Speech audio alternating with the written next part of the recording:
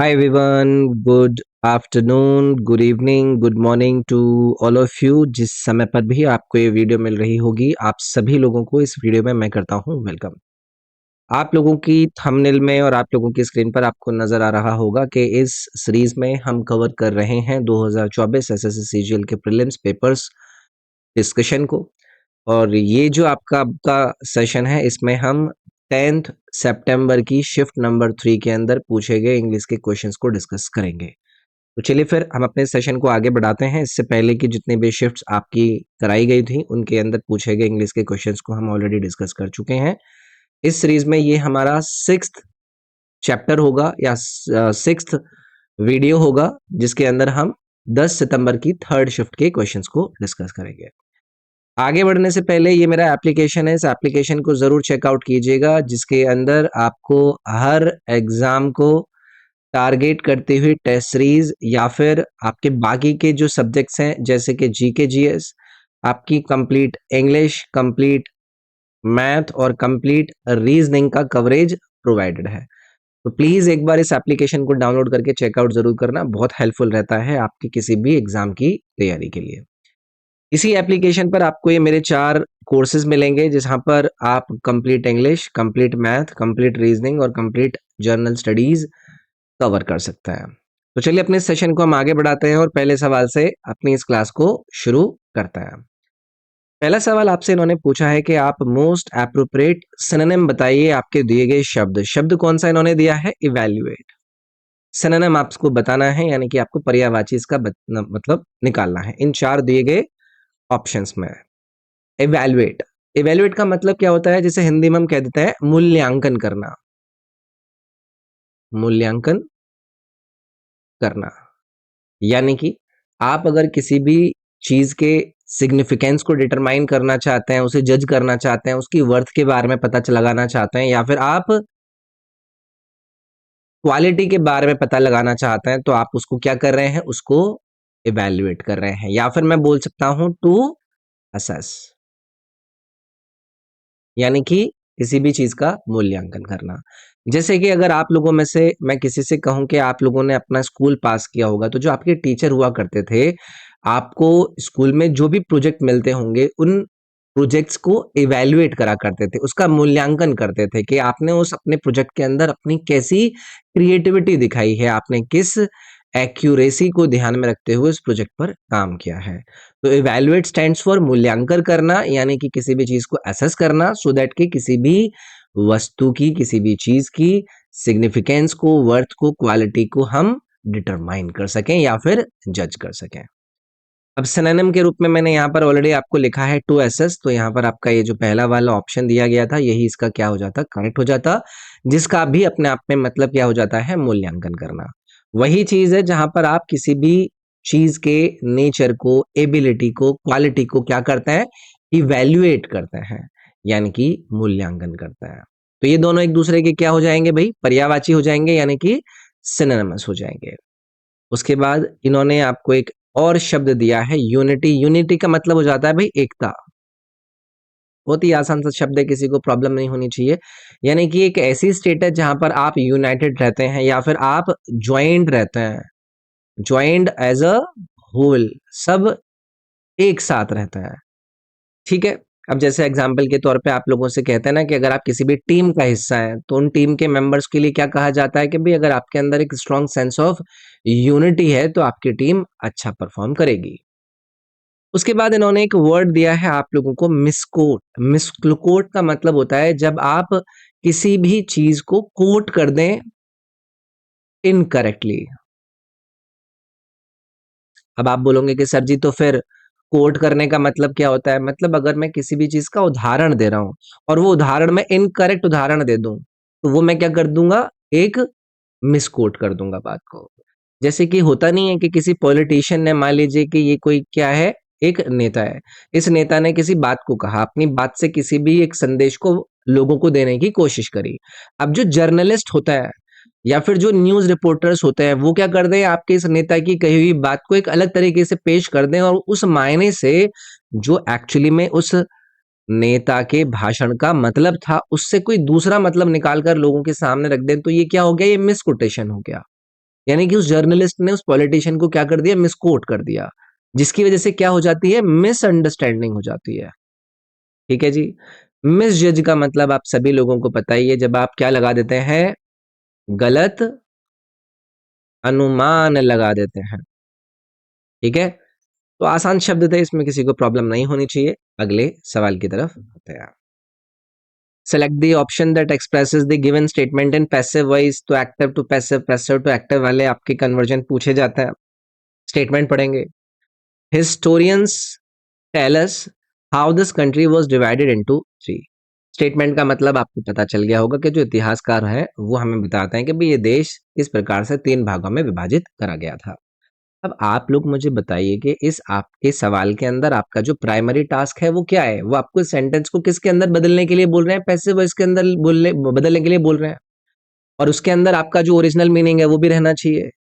तो जब हम पैसिव वॉइस की बात करते हैं तो जो आपके उस एक्टिव सेंटेंस का ऑब्जेक्ट होता है वो क्या बन जाता है? सब्जेक्ट बन जाता है। ठीक है, किसका? पैसिव सेंटेंस का। तो यहां पर अगर मैं इसके अंदर देखूंगा, the historians tell us how this country was divided into three, तो हम इसको कैसे बोलेंगे? यहां पर इन्होंने लिखा है ना टेल अस, तो अस क्या बन जाएगा आपका? वी बन जाएगा। और यहां से आपका स्टेटमेंट बनेगा कि we are told by historians, by historians how this country was divided into three. समझ गए? तो क्लियर है, तो यहाँ पर आपका कौन सा ऑप्शन करेक्ट हो जाता है? We are told by historian how this country was divided into three. ये वाला ठीक हो गया ना भाई? We are told by historian how this country was divided into three, option number आपका सी करेक्ट हो जाएगा। चलिए अगला सवाल देखते हैं।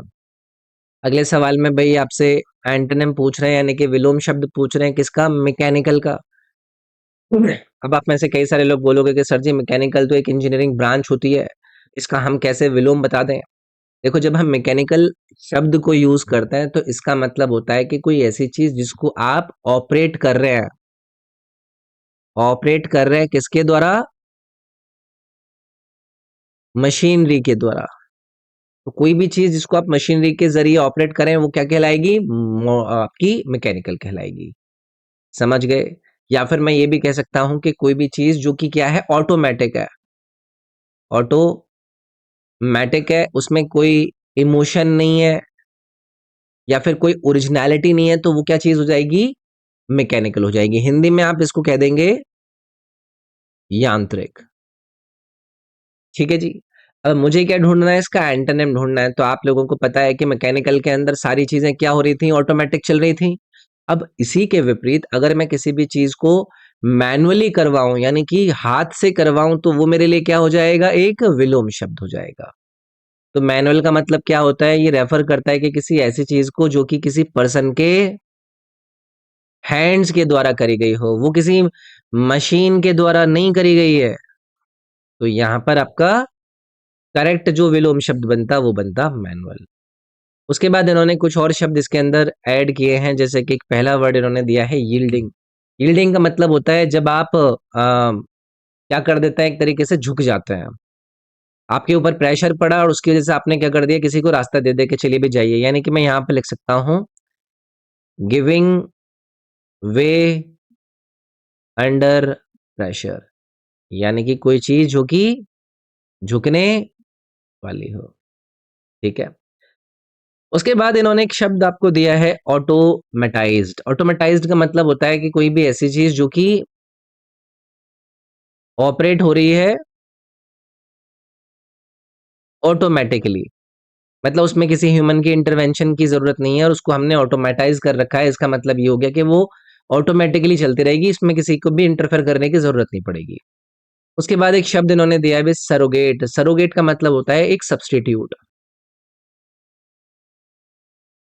ठीक है, एक पर्सन स्पेशली, जो कि एक प्रकार से, जैसे कि मान लीजिए कि ये कोई व्यक्ति है और अगर ये इसका सरोगेट है, तो इसका मतलब हो गया कि किसी स्पेसिफिक रोल या फिर ऑफिस के लिए इसको क्या किया गया है? डिप्यूटाइज किया गया है। तो इसका क्या कहलाएगा? सरोगेट कहलाएगा, यानी कि इसका प्रतिनिधि कहलाएगा। ठीक है जी। तो ये आपको याद रखने हैं बाकी के भी शब्द। अगला सवाल देखते हैं।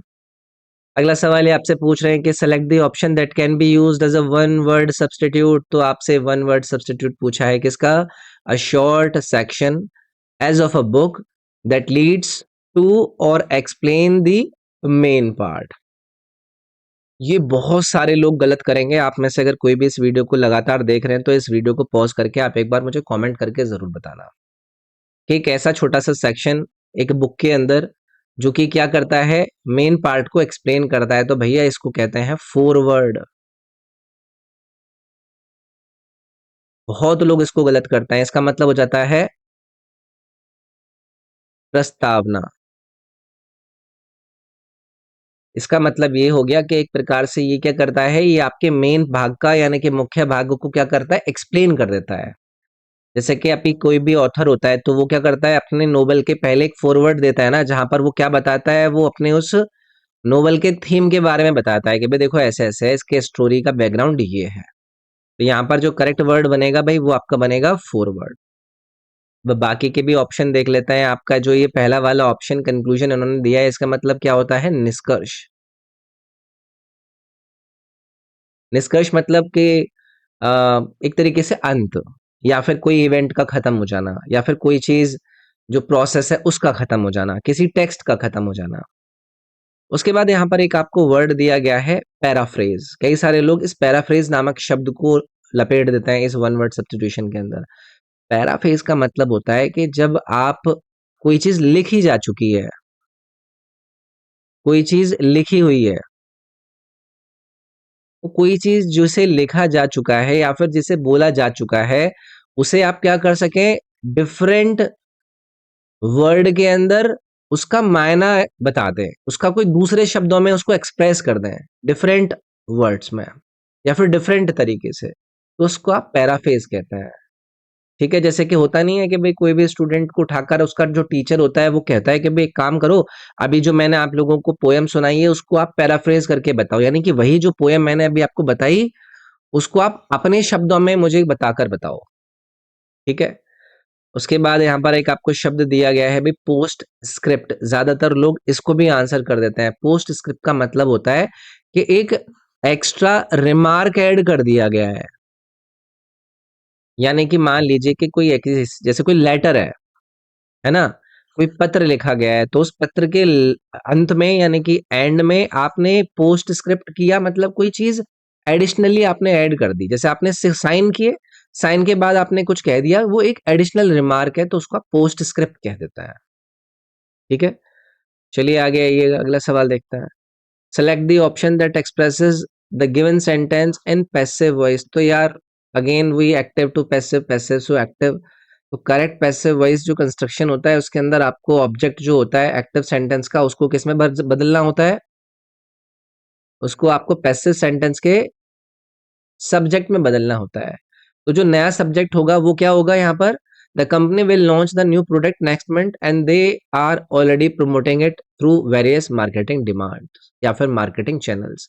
तो कंपनी किसको लॉन्च करने वाली है, न्यू प्रोडक्ट को। तो न्यू प्रोडक्ट आपका क्या बन जाएगा, यहाँ पर सब्जेक्ट बन जाएगा। तो नया सब्जेक्ट जो बनेगा वो द न्यू प्रोडक्ट होगा, तो उसी से आपकी चीज शुरू होगी, द न्यू प्रोडक्ट। अब उसके बाद आएगा आपका वर्ब, वो क्या आएगा, टू बी। तो the product will be, to be यानी कि विल बी, टू बी यहां पर था ना, इन्होंने लिखा है ना, विल बी, विल लॉन्च, तो हम इसको क्या कह देंगे, विल बी लॉन्च कर देंगे। ठीक है। और उसके बाद लॉन्च द जाएगा, the new product will have been नहीं आएगा, the new product were been नहीं आएगा, the new product will be launched. ये वाला जो ऑप्शन है आपका सी वाला वो इसमें करेक्ट हो जाएगा। चलिए आगे की तरफ आएंगे, अगला सवाल देखते हैं। एप्रोप्रिएट ऑप्शन बताइए जो कि आपके इस ब्लैंक के अंदर आएगा। The group of travellers were understuck by what of the coin. भाई कुछ ट्रैवलर्स का एक ग्रुप था, वो क्या रहा, वो वंडरस्टक रहा, किसकी वजह से, कॉइन की वजह से। तो देखो जब इस सेंटेंस को हम देखते हैं तो इसके अंदर आपको क्या ढूंढना है, इसके अंदर आपको आइडेंटिफाई करना है जो सही कैरेक्टरिस्टिक हो, विशेषता हो किसकी, इस कॉइन की। और इसी की वजह से, उसकी उस विशेषता की वजह से जो ये ट्रैवलर्स हैं वो क्या रहे होंगे, वंडरस्ट्रक रहे होंगे। अब जैसे यहाँ पर कुछ आपको ऑप्शन दिए गए हैं, जैसे कि ये आपका एक ऑप्शन है वेट, जैसे कि आपका एक ऑप्शन है ये आपका वाइट, या फिर ये आपका एक ऑप्शन है वाइड। इनका कोई लॉजिकली मतलब किसी भी कॉइन के विशेषता के बारे में बता रहा है क्या आपको? नहीं बता रहा ना। जो ये वेट शब्द है, ये इस कॉइन की विशेषता को बता रहा है कि भाई जो ट्रैवलर्स थे वो एकदम क्या हो गए, शॉक्ड हो गए। किसकी किसकी वजह से शॉक हो गए? उस कॉइन के वेट, उस कॉइन के वजन की वजह से शॉक हो गए। तो सी ऑप्शन भाई इसके अंदर आपका करेक्ट आ जाएगा। ठीक है, अगला सवाल देखते हैं भाई। इनको आपको करेक्टली अरेंज करना है, पहले पढ़ लेते हैं। Technology has revolutionised and it has transformed the way every aspect of our lives we communicate and connect.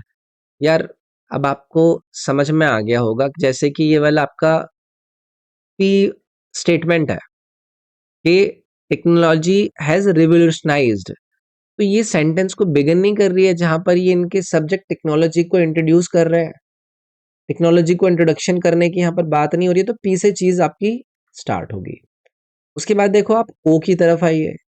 Technology has revolutionised every aspect of our lives.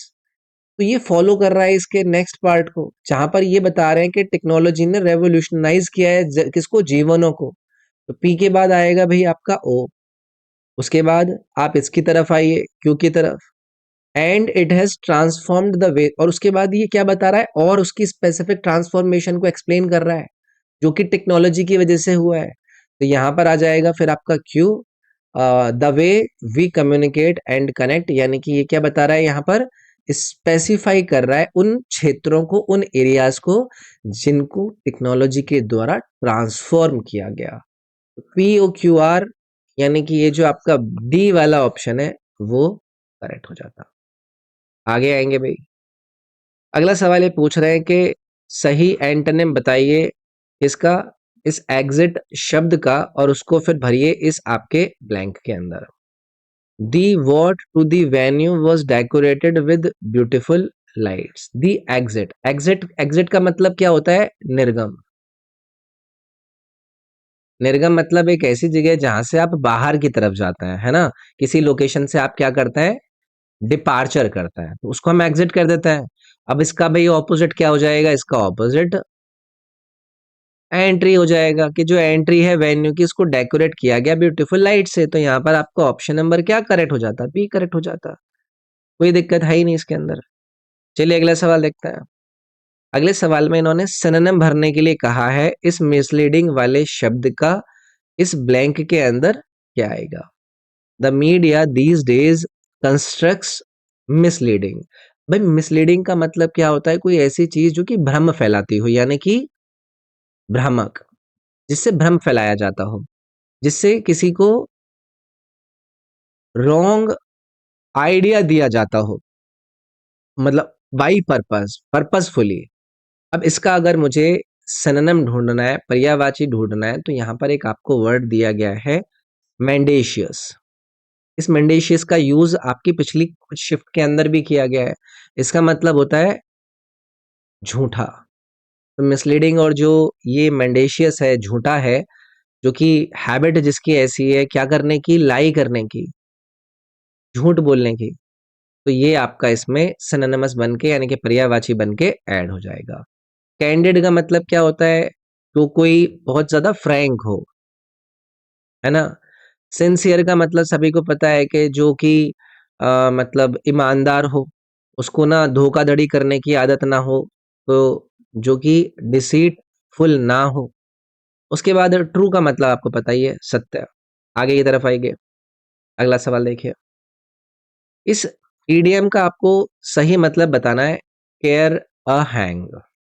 Care hang का मतलब काफी इंटरेस्टिंग है, और ये उतना ज्यादा अभी तक पूछा भी नहीं गया है, तो आप लोगों के लिए और ज्यादा इंपॉर्टेंट हो जाता है। केयर हैंग का मतलब ये होता है जब आप कोई भी केयर ना करें किसी की। मतलब मान लीजिए कि ये केयर है कि आप किसी की चिंता करते हैं, आपका किसी ने क्या कर दिया, दिल तोड़ दिया।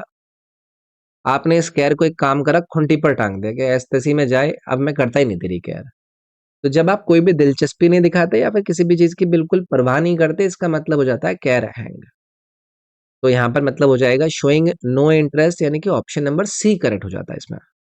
अगला सवाल देखेंगे भाई, select the word which means the same as the group of words, यानी कि वन वर्ड सब्सटीट्यूशन है। Choice between two unsatisfactory alternatives, तो देखिए ये है पर्सन ए, ये है पर्सन बी, ठीक है। अब क्या करना है, ये दोनों ही अनसेटिस्फैक्टरी ऑल्टरनेटिव्स हैं। अब इनके बीच में आपको क्या करनी है, चॉइस करनी है।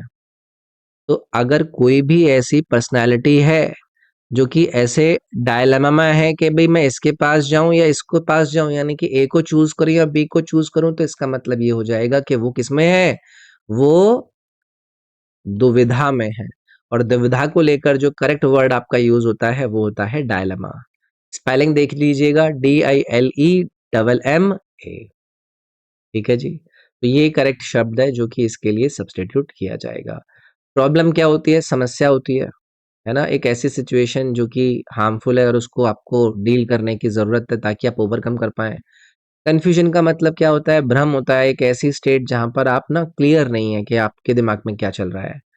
डिफिकल्टी मतलब कठिनाई कोई भी, ठीक है। चलिए आगे आएंगे। अगला आपसे दिया गया है सेलेक्ट द ऑप्शन, जिसको आप यूज कर सकते हैं वन वर्ड सब्स्टिट्यूशन के रूप में। क्या दिया गया है, फियर ऑफ क्लोज्ड स्पेसेस। तो कभी भी अगर किसी को बंद जगहों का भय होता हो तो उसको कहा जाता है भाई क्लॉस्ट्रोफोबिया। यहाँ पर ही आपको दिया गया है विकल्प नंबर बी। स्पेलिंग देख लीजिएगा, क्लॉस्ट्रोफोबिया, फोबिया मतलब किसी चीज का भय होना। इसका मतलब यही होता है कि कोई भी ऐसी जगह जो कि क्या है, कन्फाइंड है, ठीक है, बंद रहती है, तो उसका अगर किसी को डर रहता है तो इसका मतलब है कि उसको क्या है, क्लस्ट्रोफोबिया है। तो याद रखिएगा, फियर ऑफ क्लोज्ड प्लेसेस। उसके बाद यहाँ पर एक वर्ड दिया गया है फोटोफोबिया। इसका मतलब होता है कि किसी को क्या है, लाइट से डर लगता है, यानी कि fear of light, photophobia. Agoraphobia क्या हो जाएगा, एग्रोफोबिया हो जाएगा जब जो भीड़ वाली जगह होती हैं, यानी कि जो क्राउडेड स्पेसेस होता है, किसी को अगर उसका डर है तो मतलब क्या है, उसको एगोराफोबिया। उसके बाद है आपको ऑटो ऑप्टोफोबिया। ऑप्टोफोबिया मतलब होता है कि जब मतलब किसी की आंख है ये और उसने ना आंख अपनी बंद कर रखी है, उसको आंख खोलने से डर लग रहा है। तो अगर मैं अपनी आंख खोलने से डर रहा हूं तो वो क्या कहलाएगा मेरे लिए, ऑप्टोफोबिया कहलाएगा। Fear of opening one's eyes, तो वो ऑप्टोफोबिया कहलाएगा। चलिए आगे की तरफ आता है, अगला सवाल देखिए। करेक्टली स्पेल्ड वर्ड को आप इस ब्लैंक के अंदर भर दीजिएगा। कंपोनेंट्स को भरना है, किसी को भी अगर कंपोनेंट्स की स्पेलिंग नहीं पता है ना, तो मतलब देख लो यार, इसमें तो मैं आप लोगों से क्या ही कहूँ, है ना। ये इससे तो वाहियात और हल्का सवाल नहीं हो सकता जो कि आपके पेपर में आपको मिलेगा। अगला सवाल देखिए, मोस्ट एप्रोप्रिएट ऑप्शन सेलेक्ट कीजिए जिससे आप अंडरलाइन सेगमेंट को सब्स्टिट्यूट कर सकते हैं इस दिए गए आपके सेंटेंस के अंदर। To tell others secret information only for enjoyment is not a good practice है। अंडरलाइंड वर्ड कौन सा है भाई, अंडरलाइन सेगमेंट मतलब यही है कि इन्होंने ना ये वन वर्ड सब्स्टिट्यूशन पूछा है। To tell other secret information only for enjoyment is not a good practice. To tell other secret information वाला है आपका इसमें अंडरलाइन वर्ड। अगर आप किसी को कोई सीक्रेट बात बता देते हैं ना, इसका मतलब होता है कि आपने राज खोल दिया है। और राज खोलने के लिए जो आप करेक्ट फेज यूज करता है वो करता है स्पिल द बीन्स, कि आपने किसी का राज खोल दिया, ठीक है। चलिए आगे की तरफ आ जाइए। कोई ऐसा इन चार में से विकल्प चुनिए जो कि इनकरेक्टली स्पेल्ड है। एक तरफ दिया गया है वॉलप्चस, वॉमिटस, वर्मिनस और वेरिफिबिलिटी।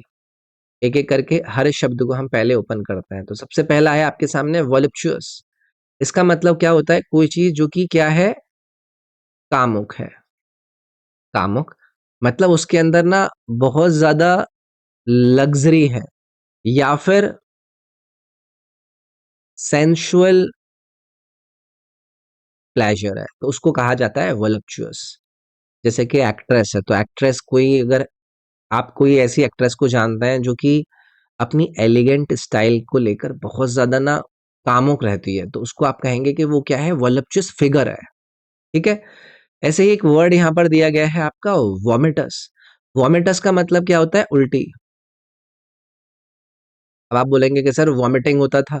वोमिटस वो शब्द होता है जहां पर आपने जो वॉमिटिंग के अंदर चीज निकाली है ना, एक तो होता है वॉमिटिंग। वॉमिटिंग क्या होगी? क्रिया। और जो आपने निकला है, जो आपके मुंह से इकट्ठा हुआ है बाहर निकल के, वो कहलाएगा वॉमिटस। तो स्पेलिंग इसके भी ठीक है। उसके बाद यहाँ पर एक वर्ड दिया गया है आपको वर्मिनस। वर्मिनस का मतलब होता है जो कि जूं से भरा होता है। समझ गए? मतलब जिसके अंदर वर्मिन होता है, जहां पर जूं ही जूं दिखाई दे, तो उसको आप वर्मिनस बोल देंगे। अब उसके बाद यहाँ पर एक वर्ड दिया गया आपको वेरीफाइबिलिटी। यहाँ पर स्पेलिंग में थोड़ा सा खेल है भाई। ये जो आई है ना, इसके बाद ए भी आएगा, तो करेक्ट स्पेलिंग क्या बन जाएगी? VERIFI ए, BILITY, वेरीफाइबिलिटी। इसका मतलब होता है किसी चीज को सत्यापन क्षमता, किसी चीज को सत्य ठहराने की क्षमता। ठीक है जी, आगे बढ़ेंगे। अगला है आपके सामने सेलेक्ट द ऑप्शन, जिसको आप सब्स्टिट्यूट या फिर रिप्लेस कर सकते हैं इस दिए गए ब्रैकेट के अंदर। दे कुड स्टे इन और गो फॉर अ वॉक। भाई वो अंदर रह सकते थे या फिर वो बाहर वॉक के लिए जा सकते थे।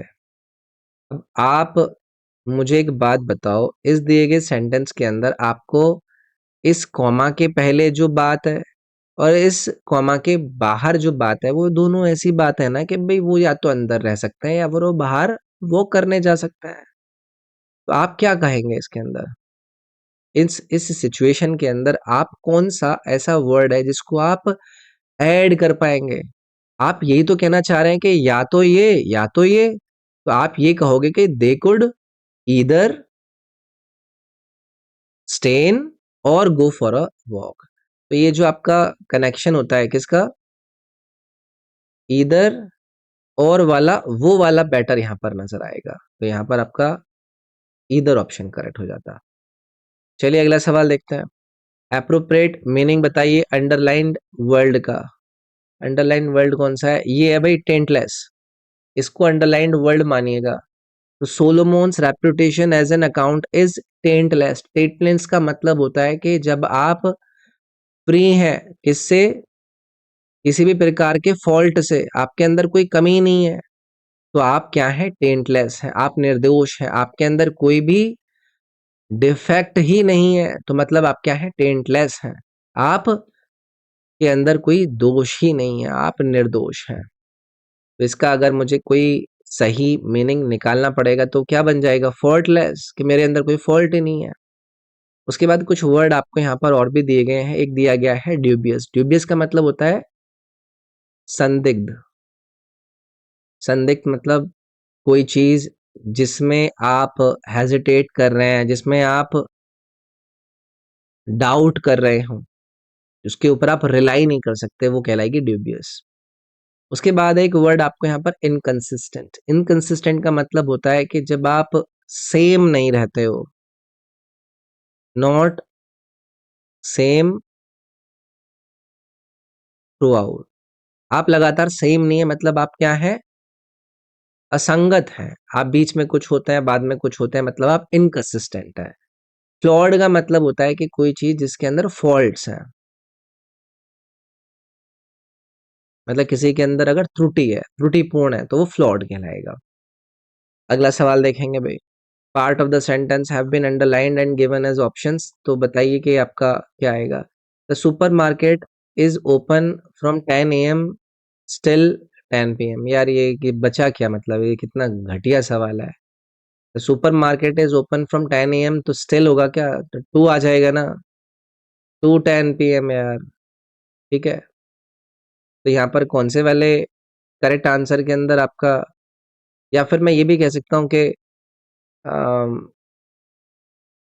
स्टिल की जगह पर आप टिल लगा सकते हैं, टिल 10 PM, या फिर अनटिल, अनटिल का भी यूज किया जा सकता है इसमें।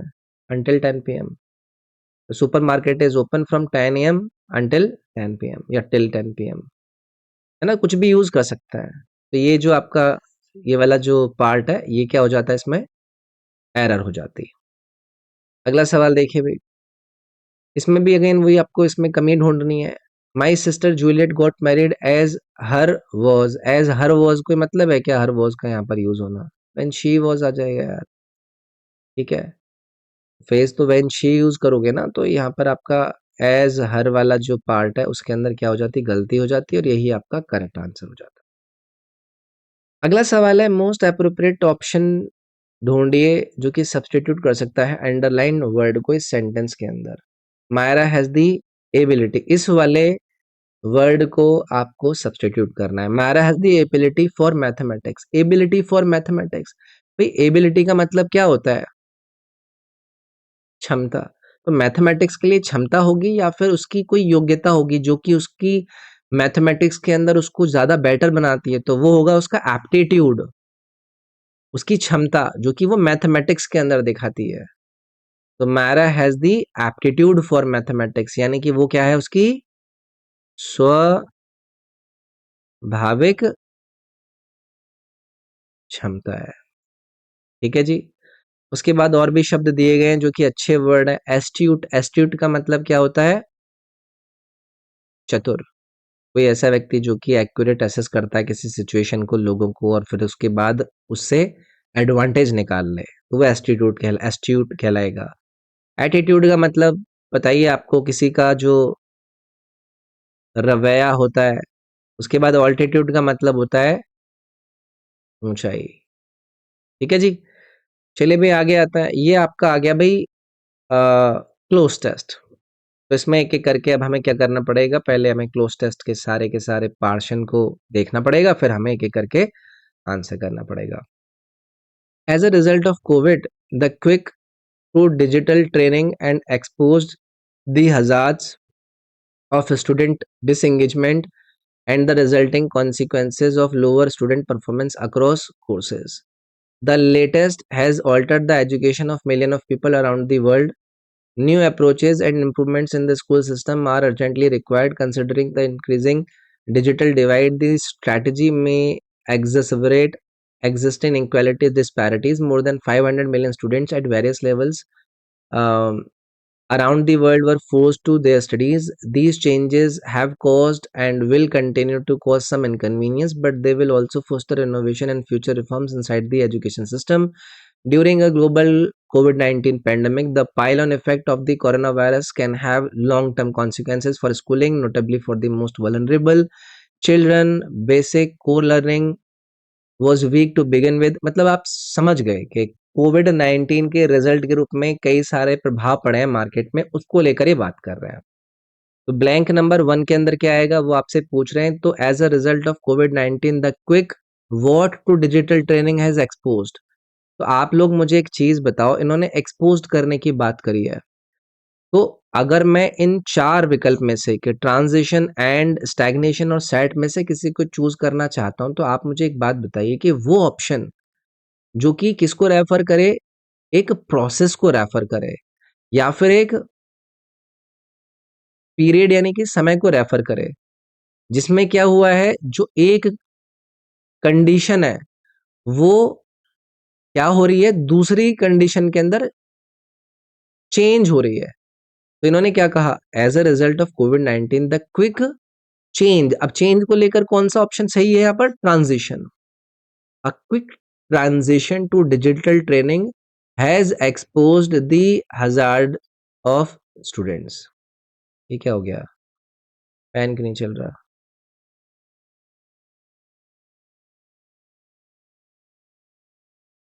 फैन क्यों चलना बंद हो गया?